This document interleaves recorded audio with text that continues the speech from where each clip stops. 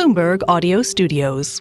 Podcasts, radio, news. Dine Brands will be taking a closer look at the data. The owner of Applebee's and IHOP restaurants reporting fourth quarter profit that beat estimates, thanks in part to an aggressive promotion strategy. The CEO, John Peyton, saying this: during the year, we found that guests limited their discretionary spend in response to economic pressures, and that this value-conscious behavior continued in the fourth quarter. While this certainly creates challenging and dynamic market conditions, it also allows us to leverage our expertise in delivering exceptional value. John Peyton, I'm pleased to say, is with us around the table. John, good morning. Good morning. I want to kick it off with one thing, and I mentioned it at the commercial break, so we should continue this conversation. When Walker Hayes put together that song just a few years ago, did they talk to you about that ahead of time? How did that work out? So Walker Hayes wrote the Date Night at Applebee's song 2 summers ago, and it was a gift from above.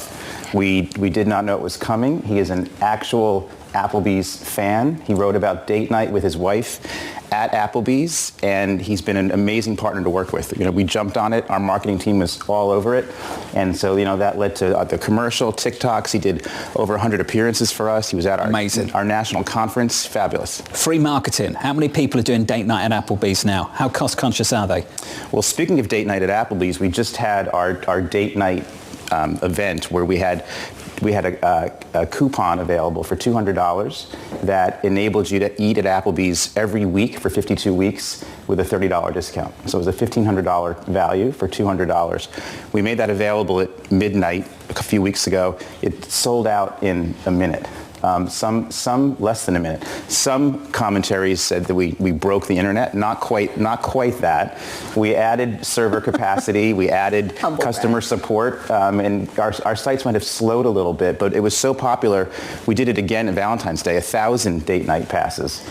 So what are you seeing with respect to where people are coming from? Is it the same crowd that's always gone to Applebee's that just have more discretionary spending? Or do you see people sort of that might have gone elsewhere, maybe that was more expensive, coming to Applebee's or going to IHOP for an omelet that's very fluffy? A couple of insights, Lisa, about the consumer. We get asked that question a lot. Are people trading in or out of the category? And from quarter to quarter, we'll see a few more people come in at a higher income level, a few more people at a lower income level. But over time, it's actually fairly consistent. Our core guest, from a demographic perspective, earns about $50,000 to $75,000 a year, and that is literally looks like America, right? We've got 3,600 restaurants across the country, and so our guests are families with children, older couples who've retired who come to IHOP every day for breakfast. And so what we do see from a consumer behavior standpoint are a couple of things. The first is, throughout 2023 and into 2024, our guest at all three of our brands has been remarkably resilient to the extent that it really surprised us a bit. We do see from our data that they're eating out 1 or 2 times fewer, per quarter than they did before. And when they make their choices, they are still looking for full service dining because, prices are up almost 20% in restaurants versus 2019. And so if you're going out to eat and QSRs become more expensive as well, they want that experience, they want the service, they want everything that we have to offer at Applebee's and IHOP and Fuzzy's. Once they find us, they're very value focused. And so, the percentage of our tickets that are taking advantage of our LTOs, our limited time offers, and our value portion of our menus are up a few ticks from where it was before. So then how do you maintain margins at a time where we keep talking about the fact that people are demanding higher pay? There's a whole question about worker retention. There's a whole question about just the input prices of a lot of foods and how they have remained sticky. How do you manage that? Yeah, so margins are the biggest challenge in the industry right now, particularly for our owners. We're 100% franchised, right? So the impact of labor cost, the impact of cost of goods into the restaurants affects our franchisees directly.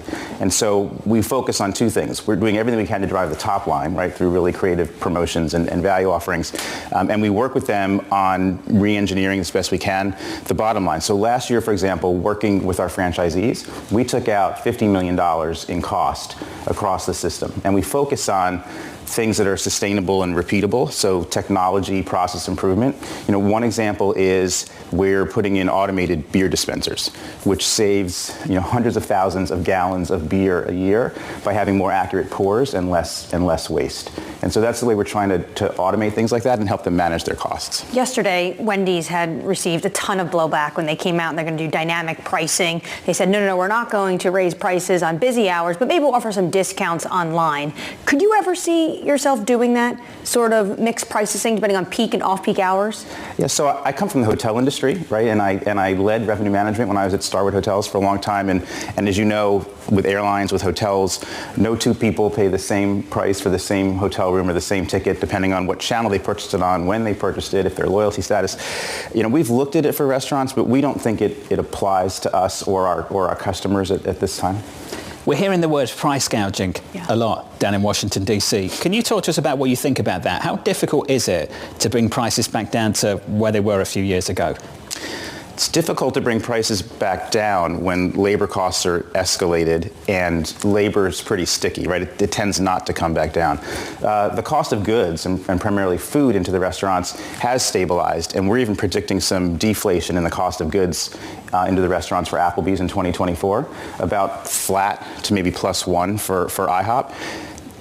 When you translate that to pricing, and it's our franchisees who make the pricing decisions because they own the restaurants, typically, pre-2019, everything is pre-2019, right, these days, our franchisees raise prices about 2 to 3% a year. The last couple of years, it's been more in the 5 to 8 or 9%. What we're seeing now with the stabilizing of both labor and cost of goods, we think they're back on a path to that 2 to 3% over the next couple of years. I want to talk about the automatic beer dispenser, not because I'm actually interested in the automatic beer dispenser, but it sort of highlights the amount. And we talk about, just you get a little bit less, and that's one way to manage. It's not a little bit less, it's an accurate pour. Okay, understandably, but then you could just make it an accurate pour of a little bit less. I mean, how much is that something that's going on around the margins? So never ever. So right now, our definition of value is great food at a really accessible price, an abundant portion, right, and the experience you have in the restaurant. And Applebee's and IHOP and now Fuzzy's, but Applebee's and IHOP in particular have been around for 50 and 65 years, and they've cemented their reputation in consumers' minds as the value-oriented brand in both their categories.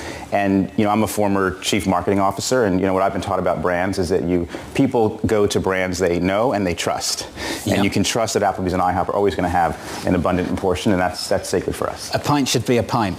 I'm talking English measures, of course, but a pint should be a pint, Bramo. Well, no shrinkflation. I just want to say but warm. The pint is always warm, which I haven't understood. Well, it's a different kind of pint. We could get into that another time. I just say in Europe, they actually have lines on all the wine glasses to have accurate pours, so it's something that they've been doing. Should have an accurate pour. Okay. I've saved this to the end of the conversation because I don't want to upset you too much, but this is going to sound terribly rude. So forgive me for the framing of this question. I'm just blunt, British, call me whatever you want. How dependent are you on 40% of this country remaining obese? What happens if Ozempic actually does something about it? What happens to you? What happens to this organisation? So the response to that is that our menu has something for everyone, right? And if you went to IHOP years ago, it didn't have plant-based proteins. It didn't have a series of egg white omelets. It didn't have gluten-free pancakes. And the same is true. The same is true at Applebee's. So what's important for us is that no matter what the dietary orientation is of someone in that family, that we have something for everybody. So right now, are you factoring in any kind of shift from that type of change, given the fact that there is a pretty rapid adoption for these weight loss medications? Yeah, we haven't seen yet any material impact on our business, and we're not factoring it in terms of our predictions about traffic and comp sales, which really our focus is on the menu and ensuring that whether you're at any one of the three brands, there really isn't something for anyone depending on how they eat and how they choose to eat. But because of this craze almost, do you feel like you're pushed more into being healthier on your menu? That push preceded Ozempic, right? So the way Americans eat, has been journeying slowly, right, toward more healthy eating over time. Have the portions changed? Our portions have always been the same. It's more about what we're offering and having a broader menu. Can I just ask one more question about the technology investments?